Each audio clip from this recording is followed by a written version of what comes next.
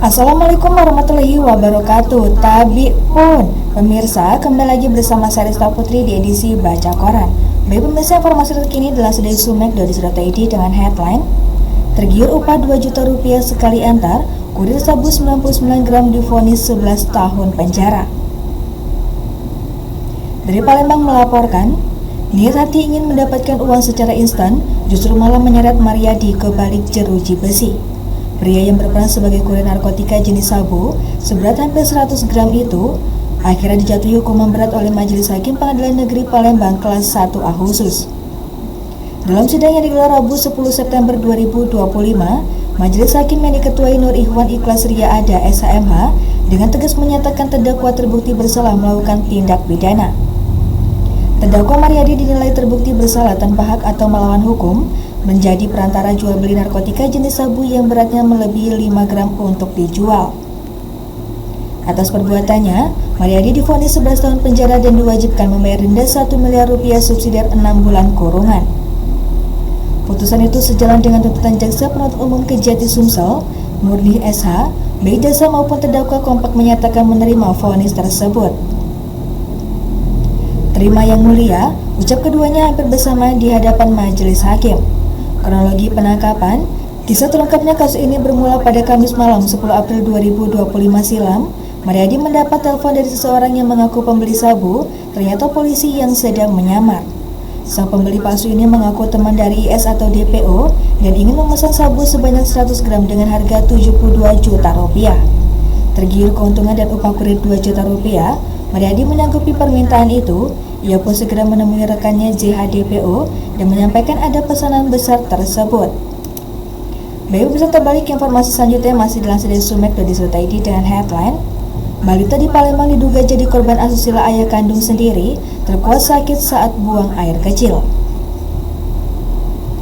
Dari Palembang melaporkan, malang dialami seorang balita di kota Palembang sebab ia harus menjadi korban dugaan asusila yang dilakukan tak lain adalah ayah kandungnya sendiri. Terkuaknya peristiwa dugaan asusila tersebut saat korban yakni inisial NAS 4 tahun mengaku kepada ibunya merasakan sakit saat buang air kecil. Tak terima anaknya telah menjadi korban asusila oleh mantan suaminya atau ayah korban, membuat IC 37 tahun melaporkan peristiwa tersebut ke SPKT Polrestabes Palembang Rabu 10 September 2025. Ditemani keluarganya, di hadapan petugas IC, warga Sako Palembang ini menuturkan peristiwa yang dialami anaknya terjadi pada Minggu 7 September 2025 sekitar pukul 13 waktu Indonesia bagian Barat. Terkuaknya, peristiwa ini berawal sang korban meminta temani ibunya untuk buang air kecil. Saya tahunya ketika anak saya meminta saya untuk ditemani buang air kecil, lalu anak saya mengeluh sakit di kemaluannya, katanya. Lanjutnya, ketika NAS mengeluh sakit di bagian kemaluan, ia pun sontak bertanya kepada korban.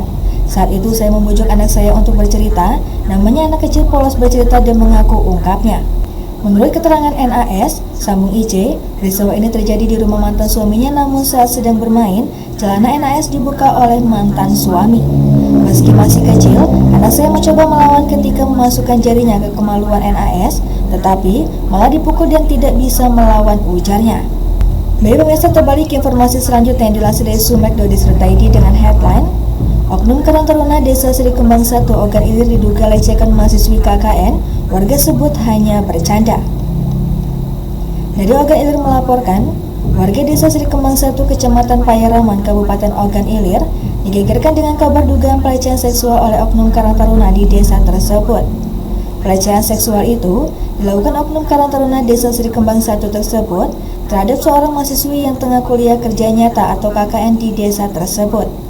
Kabar terkait adanya dugaan pelecehan seksual tersebut menyebar luas di media sosial Facebook sejak Rabu 10 September 2025.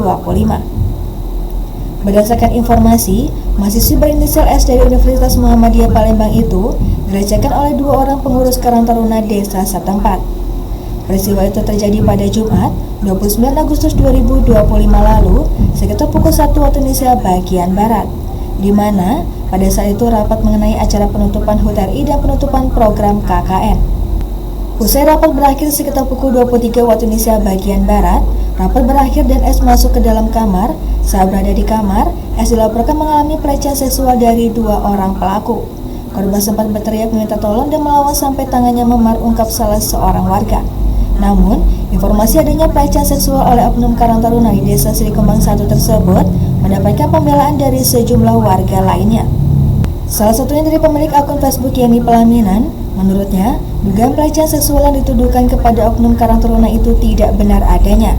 Yeni menambahkan bahwa yang terjadi sebenarnya adalah oknum Karang Taruna berinisial H dan S tersebut memang sering bercanda dengan mahasiswi KKN berinisial S. Baik pemirsa, terbalik informasi yang terakhir yang masih dilansir dari sumek.dis.id dengan headline, ternyata ini tampang 3 pelaku pencuri besi bolar di Jalan Wali Kota H Husnin Musi 6 Palembang. Dari Palembang melaporkan, kasus pencurian besi stainless pembatas jalan di trotoar Jalan Wali Kota Haji Husni Musi 6, Kecamatan Seberang Ulu 1 Palembang, akhirnya memasuki babak persidangan.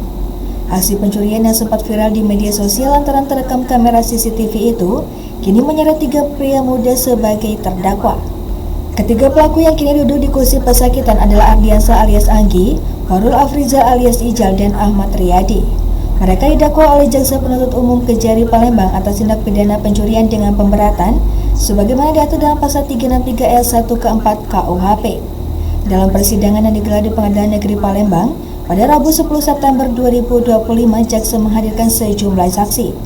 Di antaranya, saksi bernama Upit, pegawai dari Dinas PU Bina Marga dan Tata Ruang Kota Palembang. Upit menjelaskan, hilangnya bola diketahui dari laporan staf lapangan yang menemukan banyak besi pembatas jalan lenyap hanya dalam hitungan minggu sejak trotoar itu selesai dibangun.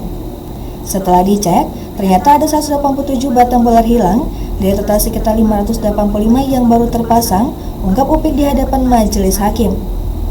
Menurutnya, bola memiliki fungsi vital, yaitu sebagai pembatas trotoar demi kenyamanan pejalan kaki, sekaligus mencegah kendaraan bermotor naik ke jalur pedestrian. Akibat pencurian tersebut, PU BMTR Palembang mengalami kerugian mencapai 47,4 juta rupiah dengan perhitungan harga satuan Rp200.000 per batang. Baik pemirsa, demikian edisi Bacok ini. Sampai jumpa di edisi Bacok selanjutnya. Saya Rista Putri pamit undur diri. Wassalamualaikum warahmatullahi wabarakatuh.